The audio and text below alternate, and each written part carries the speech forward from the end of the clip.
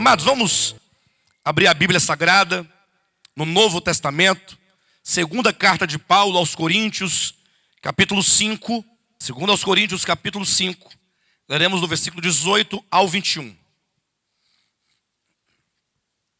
Diz assim a palavra de Deus: Ora, tudo provém de Deus, que nos reconciliou consigo mesmo, por meio de Cristo, e nos deu o ministério da reconciliação, a saber, que Deus estava em Cristo, reconciliando consigo o mundo, não imputando aos homens as suas transgressões, e nos confiou a palavra da reconciliação. De sorte, versículo 20, que somos embaixadores em nome de Cristo, como se Deus exortasse por nosso intermédio. Em nome de Cristo, pois, rogamos que vos reconcilieis com Deus. Aquele que não conheceu pecado, ele o fez pecado por nós, para que nele fôssemos feitos justiça de Deus. Amém? Queremos essa manhã dar continuidade às mensagens ministradas acerca do pecado, o problema do pecado que afetou todo o universo e, sobretudo, afetou a terra, o homem aqui criado, trazendo tantas misérias, tantas desgraças. O pecado e a morte, ao entrar no mundo, destruiu, na verdade, aquela obra-prima que Deus havia criado, que foi o homem no seu estado de perfeição, ainda antes da queda. E com isso queremos produzir, gerar no coração, no entendimento dos irmãos, uma visão clara acerca do que é o pecado, porque o pecado é um grande mal no universo.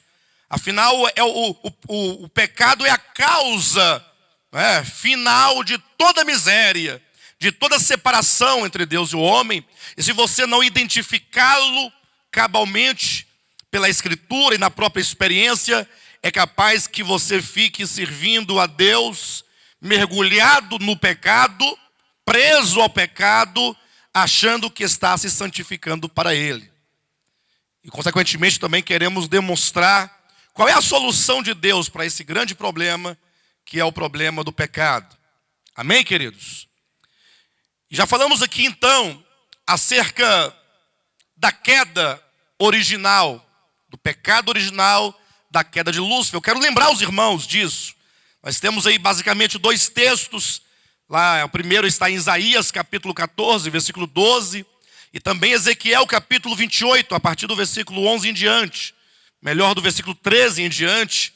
Então são dois textos em que nos demonstram, na verdade, o pecado na sua natureza pura, original, como que ele nasceu, como é que ele brotou e como ele foi o responsável por criar uma grande separação, uma grande fenda em todo o universo. Então, quando Deus criou o mundo, o universo e os mundos invisíveis, tudo gozava de plena harmonia com Deus. Imagine que Deus criou para si uma criação boa, saudável, sem pecado, sem culpa, sem transgressão, que tinha plena harmonia com o Criador.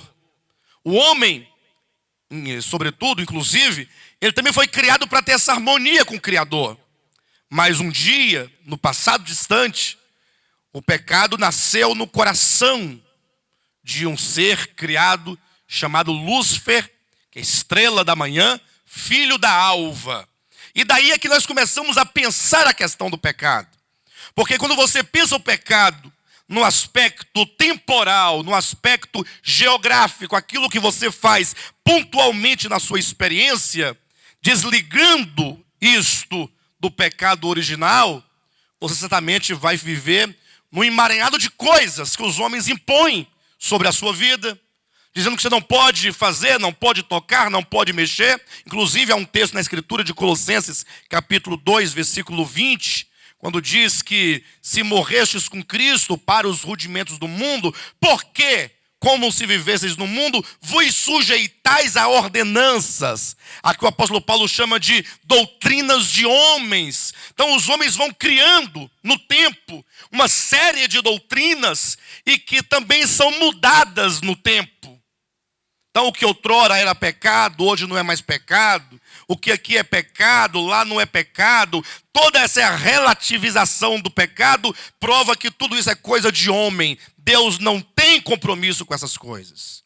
Agora, o pecado que nasceu no coração de Lúcifer e que depois foi transferido e foi legado ao homem, o homem se tornou participante dessa mesma natureza de rebelião, de fato é o grande problema do qual o Senhor já nos libertou na cruz do Calvário e efetivamente quer nos libertar na medida em que nós provamos o Evangelho, experimentamos o Evangelho. Então, Isaías capítulo 14, ao se referir deste pecado original que nasceu no coração de Lúcifer, ali o profeta diz: ó, como caíste do céu, ó estrela da alva, né? Como tu que debilitavas as nações e dizias no teu coração: eu subirei acima das estrelas dos céus e serei semelhante ao Altíssimo. E aqui nós temos esse sentimento de rebelião, que lá em Ezequiel capítulo 28, será uma disposição de violência. Agora pense comigo por um momento. Esse ser, lá nos céus, começa a encher o seu coração de violência. Uma disposição tal, a ponto de começar na multiplicação do seu comércio a mentir contra Deus, contra o seu caráter. Pensa comigo isso. A difamar o nome de Deus, a profanar o seu nome. Não pense você que o pecado que Lúcifer cometeu é o que hoje chamam de pecado, porque não foi. O pecado que ele cometeu, ele não criou, na verdade, nada daquilo que hoje em dia se classifica como tal. Antes, ele desenvolveu um coração cheio de violência, para simplesmente não mais se submeter ou se colocar debaixo do senhorio de Deus. E para ele conseguir, portanto, o seu intento, ele começou a gerar muitas mentiras acerca de Deus, acerca do caráter de Deus, acerca da bondade de Deus, dizendo que Deus não era bom tanto quanto dizia, que ele não era justo tanto quanto parecia ser, que ele não era santo, que ele não era o único.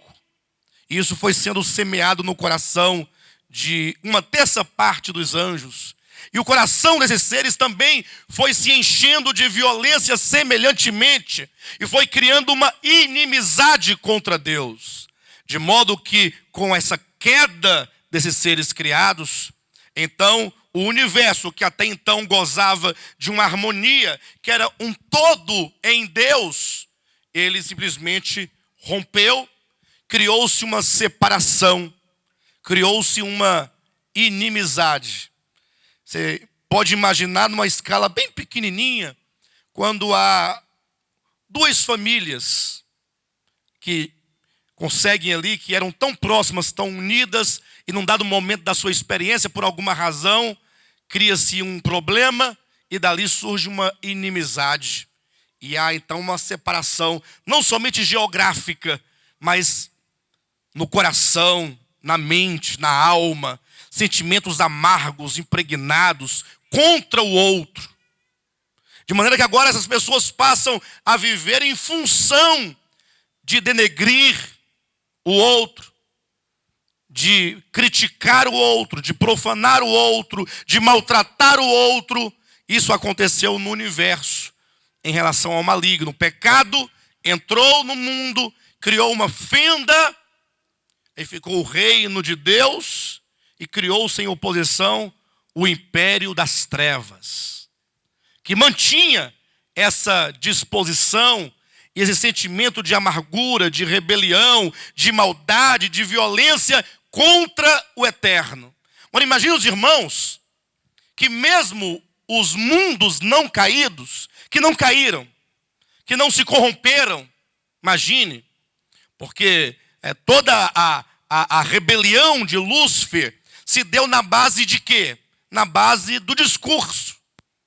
Ele não usou uma arma, ele não criou um tanque de guerra. Não, era uma questão do discurso. O discurso é um grande problema, porque ele pode ser usado para o bem ou para o mal. O discurso que convence, que envolve o outro. E agora o maligno começa a criar em todo o universo uma imagem errada de Deus. O objetivo dele era convencer toda a criação, todo o universo, a olhar para e falar assim, Deus está nos enganando. Deus não é bom, Deus não é justo, Deus não é misericordioso, é tudo conversa. Esse era o objetivo, colocar o universo contra Deus. Ele conseguiu até essa parte dos anjos criados. Mas mesmo aqueles que não caíram, né, na verdade essa rebelião, esse discurso do maligno criou no universo uma grande interrogação, uma grande dúvida. Quando alguém fala de outro para você, aí você fica assim, rapaz, não dá para acreditar nisso. Não acredito nisso. Entretanto, você sempre quando olhar para aquela pessoa, você fica tentando ligar as coisas. Tem sentido. Não é assim? Você fica... Agora imagine só, Deus em nenhum momento ele se defendeu. Ele poderia fazer uma reunião. Pessoal, todo o universo, aqui, tal, né? Com aquela voz dele que alcança os confins do mundo. Aquela voz grave. Traz o capeta aqui. Vem cá, fica aqui. Todos vocês caídos aqui. Agora, pessoal, vocês acham mesmo? E ele poderia começar a se justificar. Também usando um discurso. Quem sabe, para convencer a todos de que o diabo está errado. Mas não, ele não fez isso. Então coloque uma coisa no seu coração. Isso é um princípio. Preste atenção. Todo problema do pecado está vinculado ao modo como você olha para o Criador. E o modo como o seu coração se comporta diante dele. Esse é um grande problema. Porque criaram tanto de pecados que não pode dançar um negocinho, né, Vera, Ricardo? Que não pode cortar a ponta do cabelo, que esse corte é errado, que esse brinco desse tamanho tá bom, mas se aumentar vira pecado, que se você beber isso é pecado, se fazer isso, se cantar, se olhar. E as pessoas passaram a fazer tudo isso. Entretanto, a disposição do coração em relação ao Criador nunca mudou. A inimizade permanece no coração e a separação de Deus está instaurada na alma. E o pior, as pessoas muitas vezes enganadas, achando que estão agradando a Ele. Pecando contra Ele, achando que aquilo que fazem é a santificação para agradá-lo e por fim ganhar a salvação. Deus, no seu plano eterno, Ele tinha uma maneira de resolver o problema da queda. Imagine que essa fenda que foi criada no universo, foi criado dois lados. O lado de Deus e o lado do maligno. E no meio está a fenda, que tem que ser restaurada. Tem que ser trazida de volta a Deus. Considere isso comigo. Dessa maneira, os irmãos entenderão daqui a pouquinho exatamente o que isso significa. Ou você está de um lado, ou você estará de outro lado. A cada momento da sua vida, agora mesmo, ou você está de um lado, ou você está de outro lado. Mesmo os cristãos que já são salvos, eles podem estar de um lado ou de outro lado. Os irmãos entenderão daqui a pouco o que eu quero dizer com isso. Pastor, você está querendo dizer em perder a salvação? Não. É de estar de um lado ou de outro, segundo a disposição do seu coração. Deus tem um plano. Ele falou assim, eu vou restaurar isso. E a maneira seria basicamente enviando o seu próprio filho. É como que ele dissesse, bem, então para que eu possa mostrar ao universo que tudo aquilo que de mim foi dito não é verdade, então eu me farei uma criatura, eu né, tornar-me-ei um homem e vou viver uma vida humana. Eu vou entrar na experiência da criação para que por meio da experiência e não do discurso eu possa me revelar ao universo. O universo vai conviver, vai ver e conviver e tocar na experiência esse que foi tão mal falado, que foi injuriado lá na eternidade passada. E assim se deu. Vocês sabem da história. O Verbo se fez carne. O dia em que o próprio Deus veio ao mundo na forma humana. Quem era Jesus Cristo, senão Deus encarnado? Homem. Deus, homem. E agora, por meio daquele homem, e como homem, ele vai viver uma vida humana, com todas as restrições e todas as limitações humanas. Porque sendo Deus, precisou ele se esvaziar de si mesmo. E esvaziar de si mesmo não é que ele deixou algo lá e veio desprovido, não. Sendo, viveria sem ser. Ou viveria como se não fosse. Por isso que o diabo, num dado momento, falou assim, bem, se tu és o filho de Deus, e era tudo isso que o diabo queria, então transforma essas pedras em pães. Ou seja, usa a tua divindade, o teu poder, para provar que é Deus, a teu favor. E aí você terá vivido não como homem nas suas limitações, mas como Deus. Essa era a artimanha do maligno. E então, qual foi a resposta dele para o maligno? Não só de pão viverá o homem. Ele afirma a sua humanidade. Como homem, ele viveu. Ele falou, conversou, andou. Aos 30 anos foi batizado por João Batista. Começou seu ministério contatando pessoas.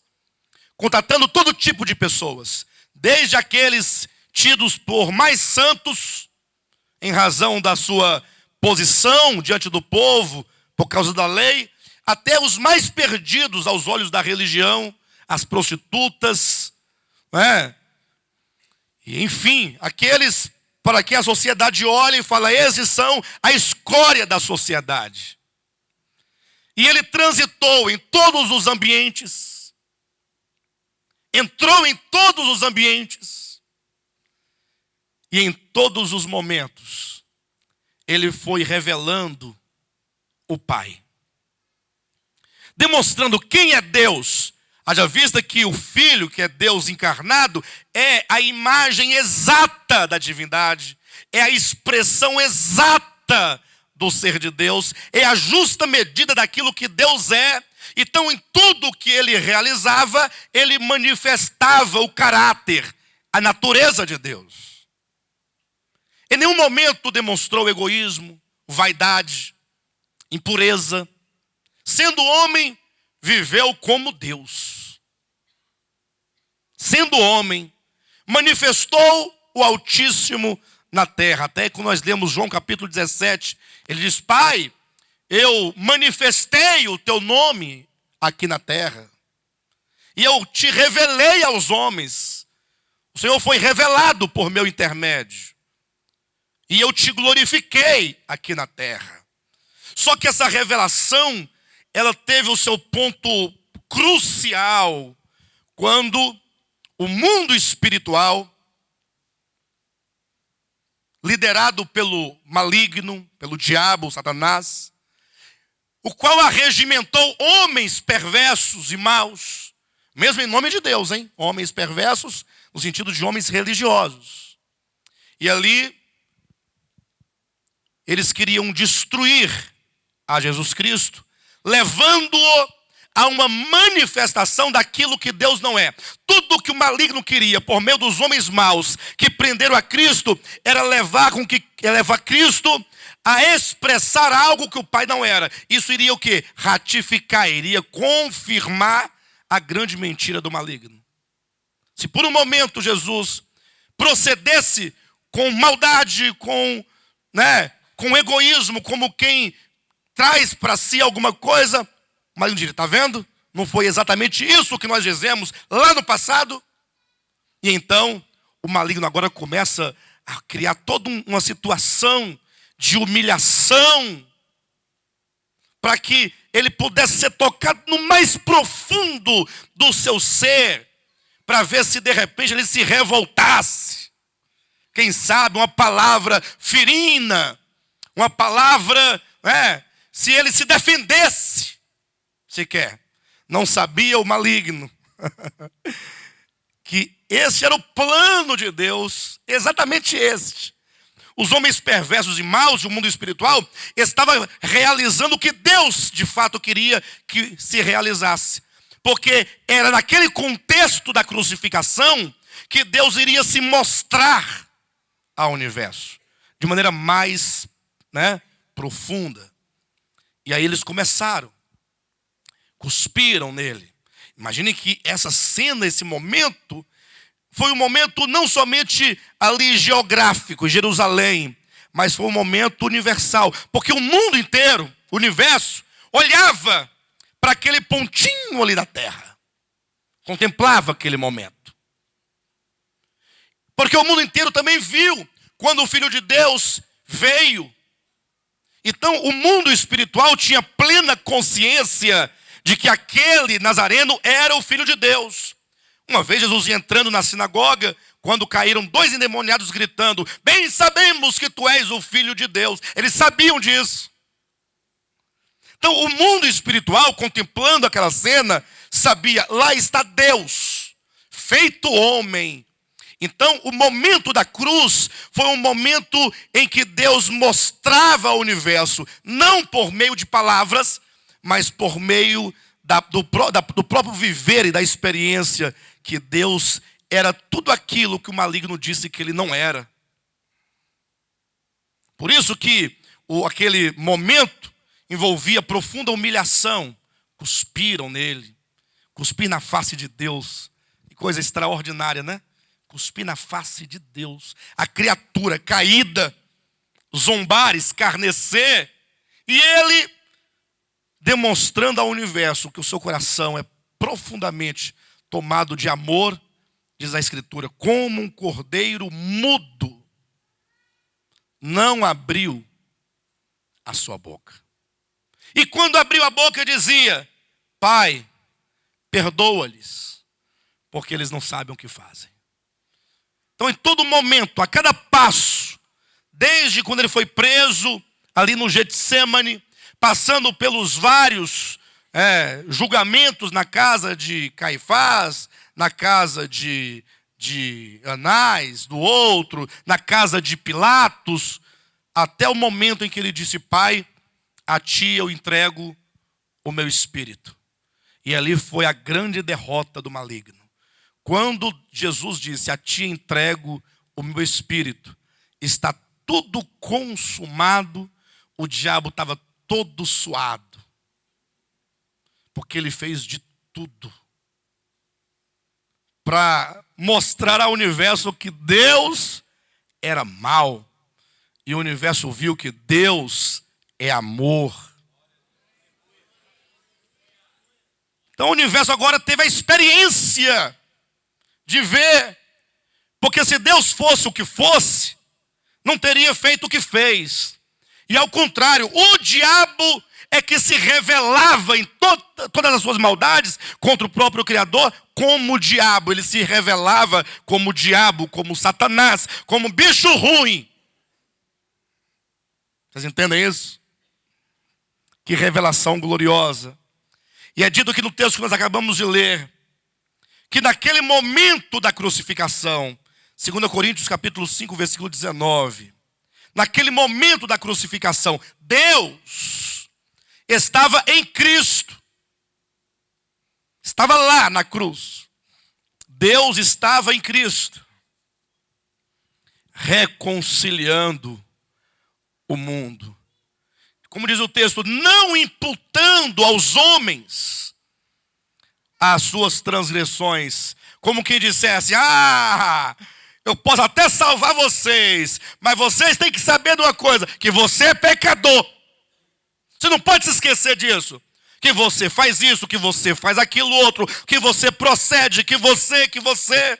Não, esse não é o papel do Salvador. Esse é o papel do acusador. Diga amém. Deus estava em Cristo.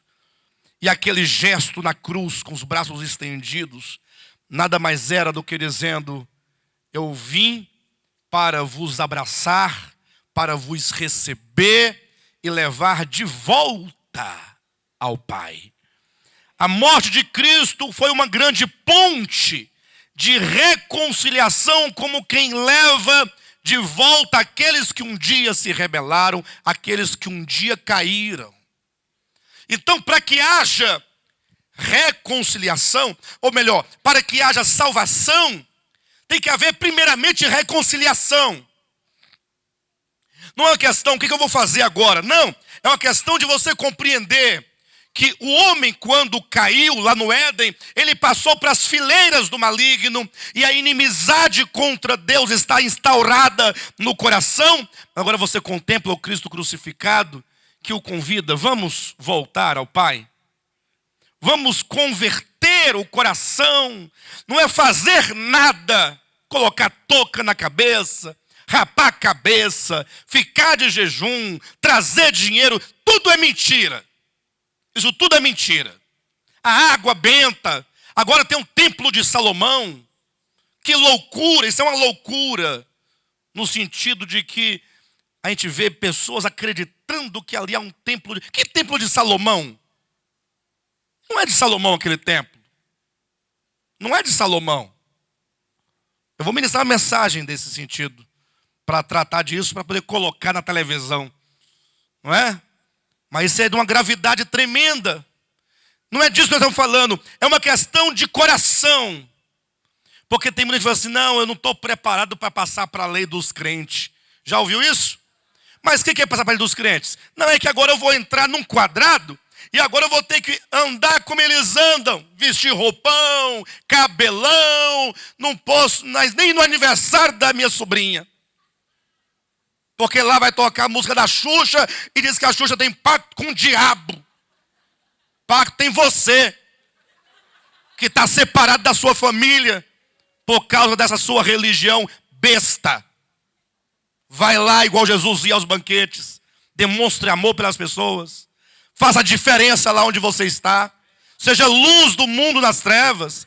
Seja sal da terra no meio dos homens. É uma questão de coração. Um dia o seu coração esteve em profunda inimizade. E agora Cristo na cruz, com o seu sacrifício, ele possibilita o retorno. Então você diz assim: eu quero retornar a Deus. Eu quero olhar para Ele. Quero pedir o seu perdão. Quero estar com Ele. Na verdade. O que é verdade? É Deus. É estar no reino de Deus. Só isso. É só isso. Mais nada. O resto Ele vai fazer por você. Tudo mais. Qualquer coisa que estiver fora do lugar, Ele vai colocar no lugar. Não se preocupe com isso. Então essa conversão, esse voltar, está intimamente ligado à disposição do coração, lá no pecado original. Quando Lúcifer, com um sentimento e uma disposição de rebelião, disse: eu serei, eu subirei. E a reconciliação diz: eu não serei. Ele é, e eu quero, portanto, me submeter ao seu governo, me submeter ao seu senhorio. Abra sua Bíblia no Salmo número 2. Este salmo é o salmo que retrata essa questão da rebelião, que retrata a questão da reconciliação. O cerne do evangelho está aqui nesse salmo. Você quer entender o significado de você crer em Cristo e tornar-se dele e esquecer esse negócio de passar para a lei dos crentes? Para com isso. Se um dia eu passei para a lei dos crentes, eu larguei depois. Eu não quero mais passar para a lei dos crentes. Essa lei dos crentes é muito ruim. Porque eu vivi a minha vida toda escravo da lei deles. E no final eu estava do mesmo jeito, se não pior. Porque a religião me fez pior. Porque eu, achando que tinha melhorado, sem ter melhorado, me julgava melhor que os outros. E mandava os outros para o inferno. porque só eu ia para o céu, ou quem me seguisse. Ah, Jesus. Aí um dia eu passei para o caminho da verdade, que é o próprio Jesus Cristo. É isso. Esse salmo retrata isso. Olha como diz o versículo, os 2 primeiros versículos. Por que se enfurecem os gentios? E aqui fala de enfurecer. E os povos imaginam coisas vãs. Os reis da terra se levantam. E os príncipes conspiram contra o Senhor e contra o seu ungido, dizendo. Então veja aqui como que os homens estão num conluio.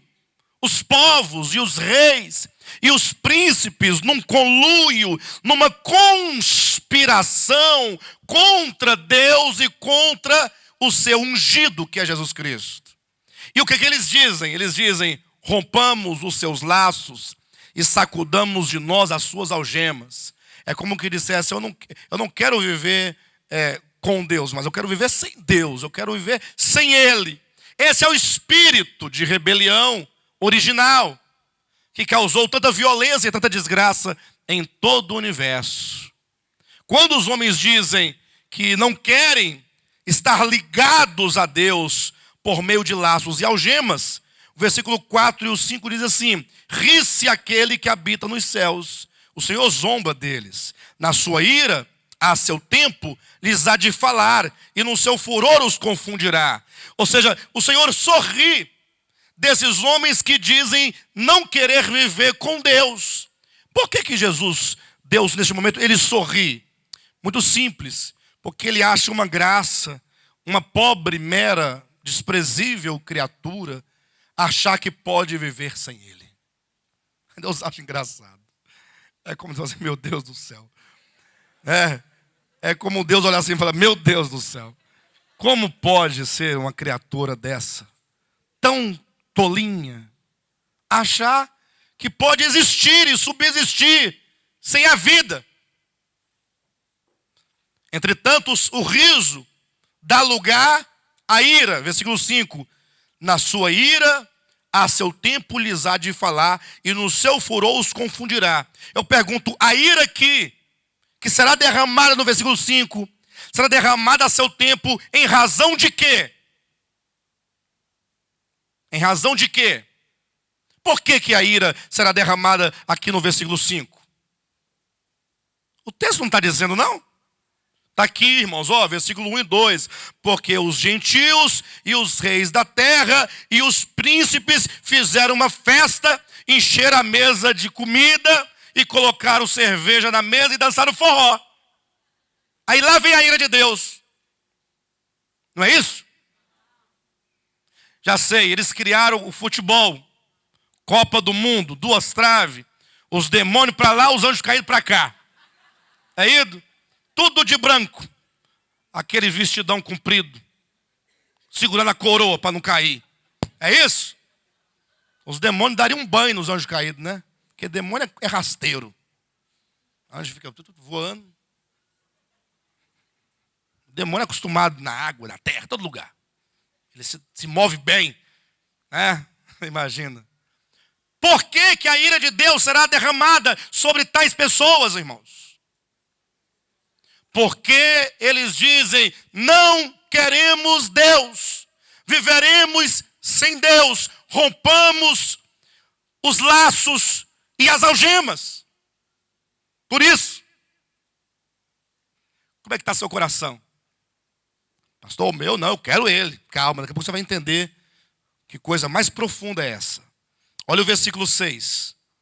Esse é o próprio Pai dizendo, eu, porém, olha o porém aí, eu, porém, constituí o meu rei sobre o meu monte Sião.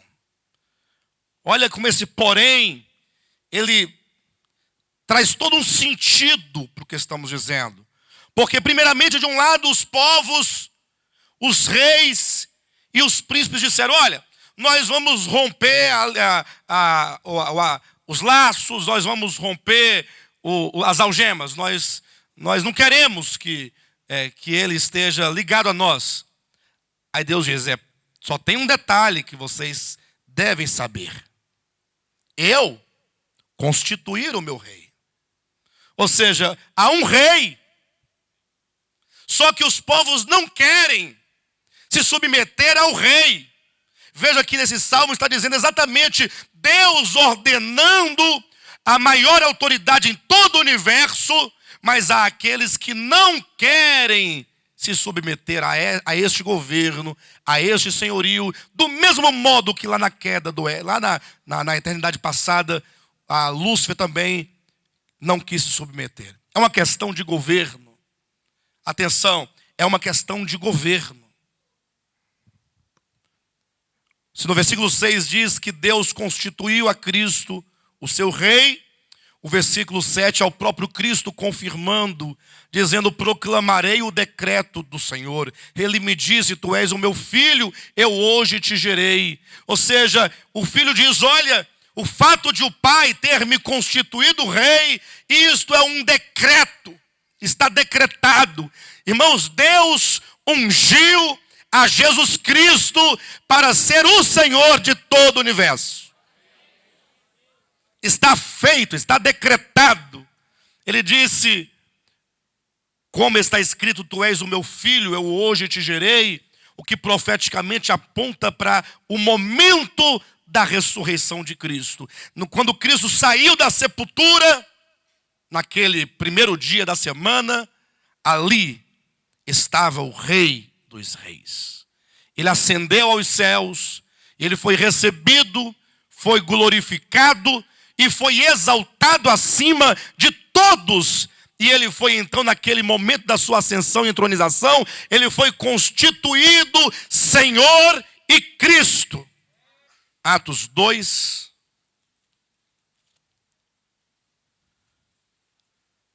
versículo 36. Eu quero ler com a igreja. Eu quero que você leia com o seu coração. Que você proclame tais palavras com o seu coração. Diz assim, fala assim: esteja absolutamente certa toda a casa de Israel. Vamos mudar a casa de Israel, porque aqui Pedro pregava para a casa de Israel. Mas vamos colocar aqui o que no lugar de casa de Israel? Universo? Vocês acham bom o universo? Universo? Eu acho muito geral. A igreja é geral. Eu quero mais específico. Nós é geral. O Alexandre é mais específico. Então pergunta para o irmão que está do seu lado aí, o nome dele. Pergunta como é seu nome. Pergunta, fala o seu nome para ele. Falou o seu nome? Falou o seu nome para a pessoa? Então agora você vai dizer para a pessoa: esteja absolutamente certo, ó Vladimir. Mais ou menos. Mais ou menos. De novo. Esteja absolutamente certo, ó fulano de tal, que a este Jesus, que morreu pelos nossos pecados, Deus o fez Senhor e Cristo.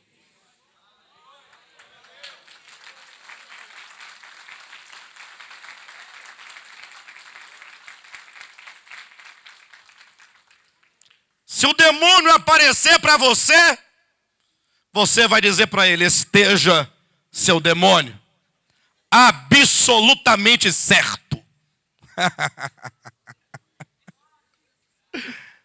Esteja certo, seu Satanás, que aquele a quem tu, usando homens maus, crucificou, Deus, o Pai, o constituiu sobre ti Senhor e Cristo. Jesus é o Senhor de todo o universo. Esteja absolutamente absolutamente certo. É isso que é o Evangelho. É um resgate daquilo que foi perdido lá no início. Qualquer palavra, qualquer procedimento, qualquer atitude que fuja dessas bases, desse entendimento e dessa verdade, é pecado contra Deus. Você pode inclusive falar no nome dele, usando o nome dele, mas se não há um reconhecimento pleno de coração e alma que ele é o Senhor, você estará pecando contra ele. Pode ser cura, pode ser milagre, pode ser água benta, pode ter cajado ungido, pode ter até templo de Salomão. É pecado.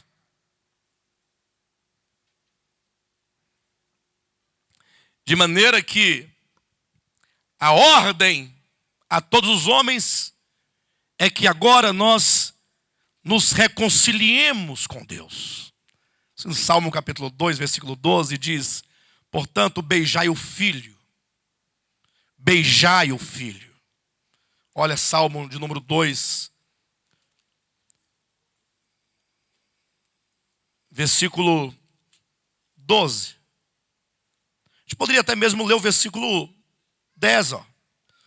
Agora, pois, ó reis, sede prudentes, deixai-vos advertir, juízes da terra. Servi ao Senhor com tremor, e alegrai-vos nele com tremor. Beijai o filho, para que não se irrite. Ou seja, ele estará irritado, e a sua ira se derramará sobre todos quantos não o beijam. Beijai o filho, porque dentro em poucos lhe inflamará a ira. Bem-aventurados todos os que nele se refugiam. Então o Evangelho é isso, é o voltar.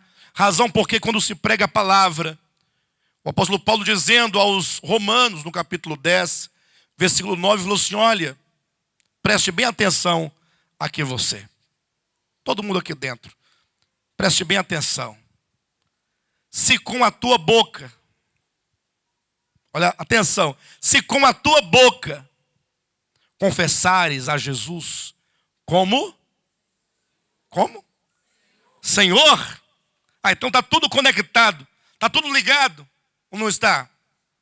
Se com a tua boca confessares a Jesus como Senhor, e em teu coração creres que Deus o ressuscitou dentre os mortos, será salvo. Quem aqui confessa a Jesus como Senhor? Diz: Jesus é o Senhor. Jesus é o meu Senhor. Você está reconciliado com Deus. Você está salvo. Pastor, eu tudo bem, até posso concordar. Agora, esse aqui do meu lado, pastor, essa desgraça aqui. Mas não é assim que se fala? Esse aqui não. Este aí sim. Por incrível que pareça. É porque nós medimos se o outro está salvo pelo tanto que nós ouvimos ou vemos fazer aquilo que nós julgamos ser as coisas certas. Mas Deus diz: olha, se você invocar, declarar a Jesus como Senhor, será salvo. Então você está salvo. Você que invoca, que crê que Jesus Cristo é o Senhor. E ninguém poderá tirar de você essa salvação que te é concedida pela graça, pela bondade e misericórdia de Deus. Agora imagine que agora que cremos, pense comigo, o nosso espírito humano, o seu espírito humano, ele é regenerado, ele nasce de Deus. Não é uma brincadeira. Agora Deus habita o seu espírito humano. A própria natureza divina, ela passa a habitar o seu ser mais profundo. Ou seja, se Deus passa a habitar o seu espírito humano, então habita em você o próprio Deus, aquela natureza mansa, boa, santa, justa, piedosa. Ou não? Ou não? Então, em você habita. Deus nos deu a natureza divina dele. A mesma natureza de Cristo, cujo sentimento é aquele de que falamos semana passada, que está em Filipenses capítulo 2. Então aquele Espírito de Cristo, quando cuspido, não abriu a boca. Quando maltratado, não abriu a boca. Quando esculhambado, não abriu a boca. Quando apanhava, dizia, perdoa, Pai. Essa natureza justa, mansa, santa, piedosa, está aí dentro. Eu quero que você entenda isso. Deus habita o seu espírito. Entretanto, a despeito disso, a natureza carnal, caída do maligno, ainda está dentro de nós também. É por isso que o apóstolo Paulo aos Gálatas, ele vai dizer que há uma luta entre a carne e o espírito. E entenda a carne não como sendo essa carne aqui, ó, das suas mãos, dos seus braços, não. Carne ali tem um sentido de natureza pecaminosa. Ou seja, dentro daquele que crê no evangelho, há duas naturezas. Uma natureza que é a plena expressão de Deus e a outra que é a plena expressão do bicho ruim. Abre a sua Bíblia. Gálatas, capítulo 5. Vamos aqui nos deparar, queridos, com essa natureza original agora se manifestando no nosso cotidiano. Aquilo que é o pecado, natureza, agora a Bíblia dá nome quando essa natureza se manifesta. Quem já ouviu falar sobre os pecados aqui? Os pecados. Sim ou não? Quem aqui algum dia, me ajuda aí, já se propôs a deixar todos os pecados para trás? Quem já se propôs? Bonito, bonito. Aí eu pergunto, aí o que você fez? O que você fez? Vamos lá. Hã? A primeira coisa a se fazer é identificar os pecados. Mas você vai largar o que você não sabe o que é? É identificar. Aí você recebeu uma lista de pecados, lembra? E você deixou. E ficou bonito. Ficou assim todo... Rapaz, parece que eu nasci de novo. Mudou seus ambientes, mudou suas roupas, mudou tudo. E o coração seu mudou? Coração. Responde-me. Não, se alguém aqui, meu coração, o coração mudou. Levanta a mão, eu quero ver o coração. Eu sei que vai aparecer alguém dizendo que não, meu coração mudou. Porque o engano maligno é tão grande que a pessoa jura que mudou.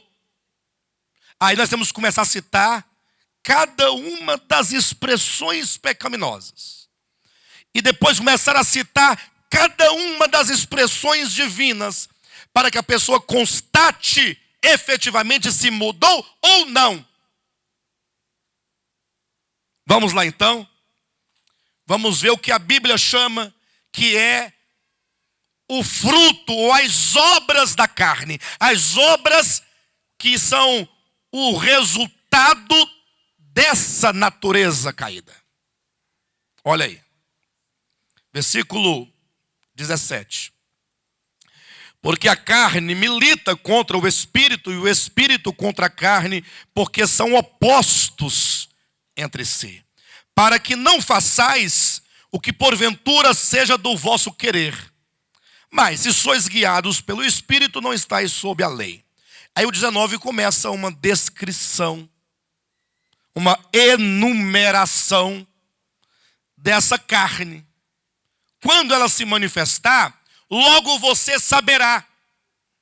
É dito no 19, ora, as obras da carne são conhecidas. Então logo você vai saber se você está sob o senhorio de Cristo ou não.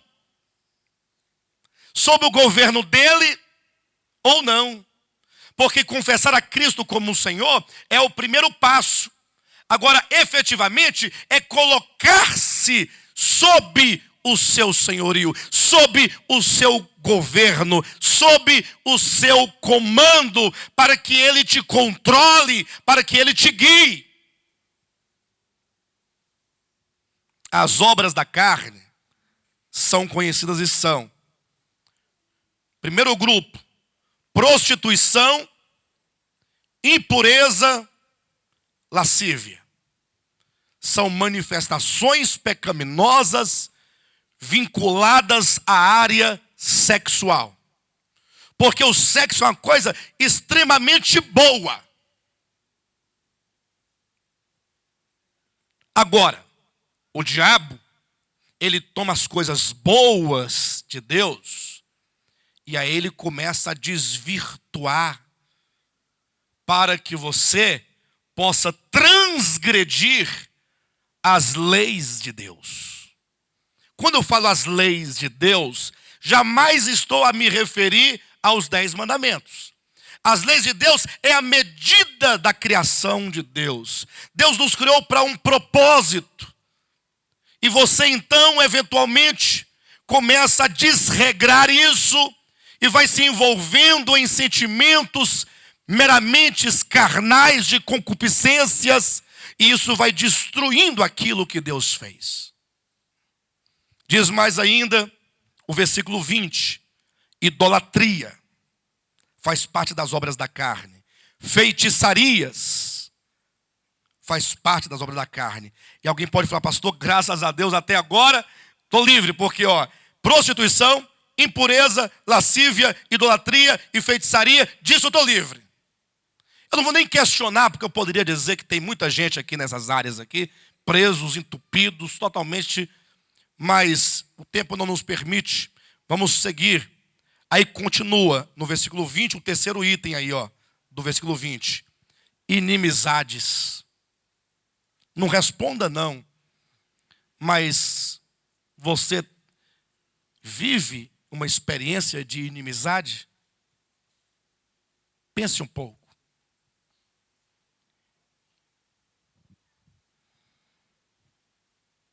Porfias.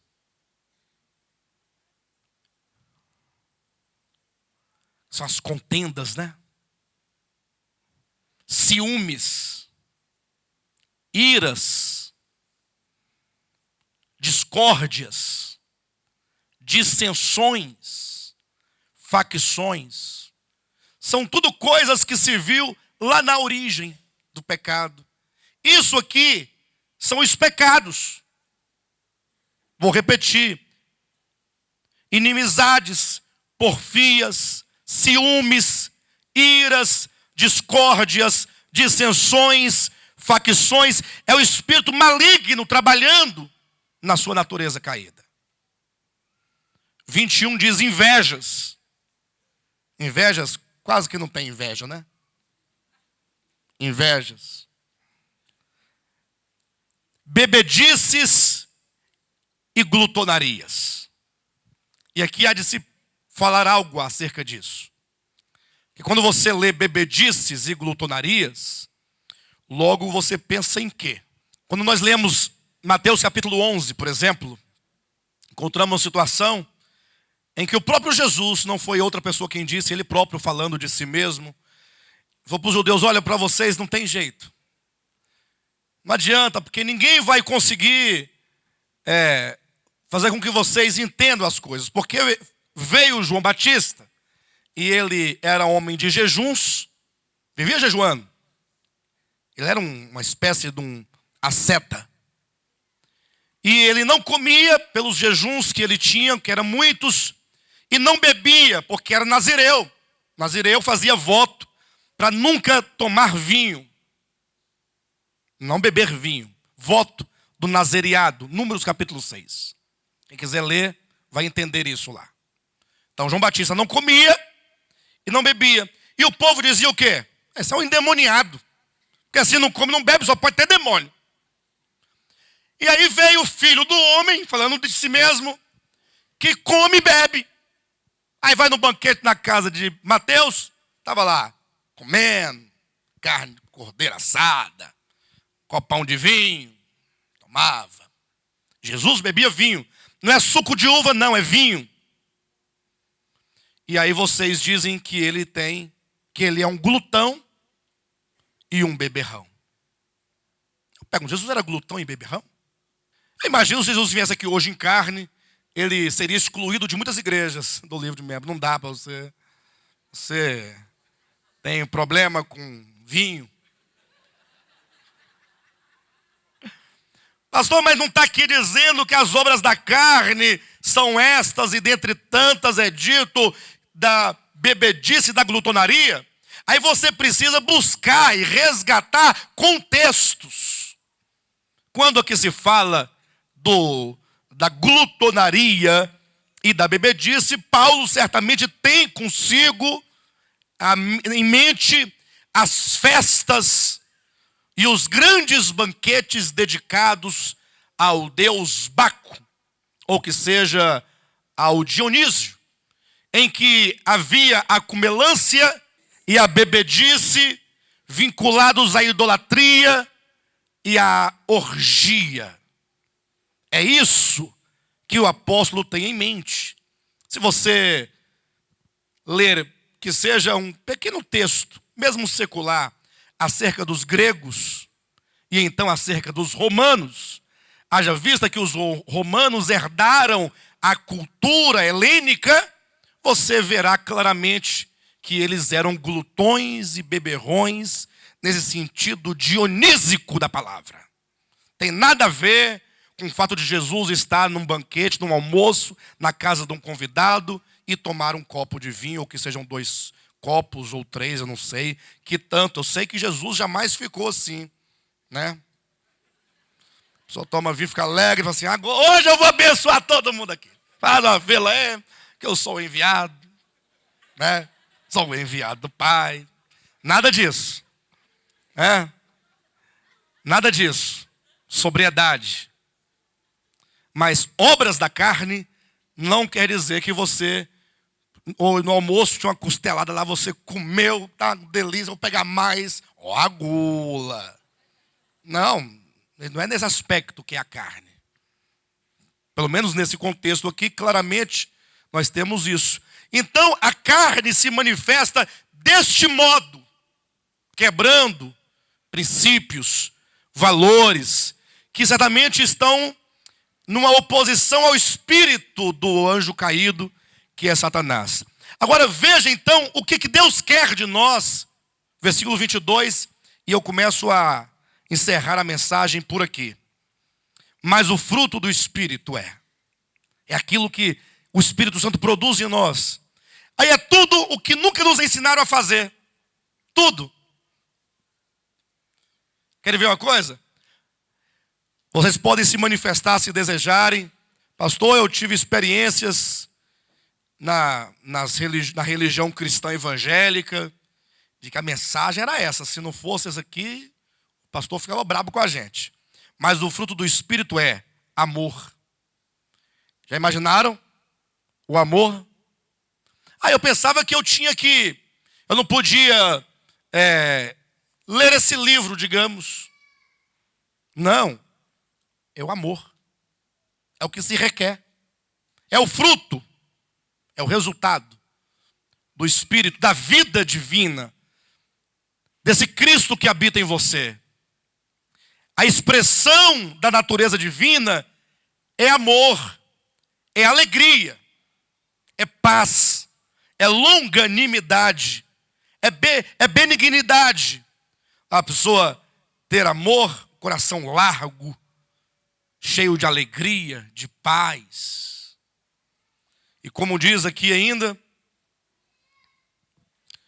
longanimidade. O que é longanimidade, pessoal? Vem de longânimo. O que é longânimo? De longo. Longo. Mas a pessoa não vai fazer nada. Calma, tenha paciência. Vamos aguardar. Vai dar certo. A pessoa vai mudar. A gente quer quebrar logo, descer o martelo no barraco. Calma. Mas isso aí é só o Espírito Santo, ninguém mais. Benignidade. O que é benignidade, hein? É bom? É bondade. Benignidade está relacionada ao bem. Não é? Bondade, fidelidade, mansidão, domínio próprio. Domínio próprio. Tudo que você fizer tem que ter domínio, controle. Se você tomar um vinho, uma cerveja, você tem que ter controle. Você tem que ter controle da sua vida. Não, então eu vou, já que é assim, então eu vou para a gandaia. Tem que ter controle na sua vida, você é servo de Deus. Você vai comer, tem que ter controle. Você vai namorar a sua esposa, seu marido, tem que ter controle. Esse controle é algo de Deus. Porque o pecado em nós nos tornou pessoas relaxadas em todos os aspectos. Entenderam bem? Não profane o nome de Deus por causa da sua falta de domínio próprio. É lógico que isso é uma luta. É uma luta. E cada um num setor diferente. Tem pessoas que têm problema com bebida. É alcoólatra. Crente. Isso é um problema de ordem social. Isso é grave. Isso tem que ser tratado. Na palavra, na oração e no AA. É verdade. Destruindo sua família por causa de uma porcaria de uma bebida. Família destruída. Filhos que quando o pai vai chegando, ele tem que sair correndo com medo do pai. Não vamos usar nossa liberdade cristã para o mal. Nós estamos sendo libertos de muitos paradigmas, glória a Deus. Mas nós temos que andar no Espírito. Estar debaixo do governo de Cristo. Constantemente. Vamos buscar isso. Eu preciso buscar isso na minha vida. Quem aqui precisa também? Então, se eu preciso e vocês precisam, temos que entender nada de regras e mandamentos de homens. Mas vamos buscar o senhorio de Cristo.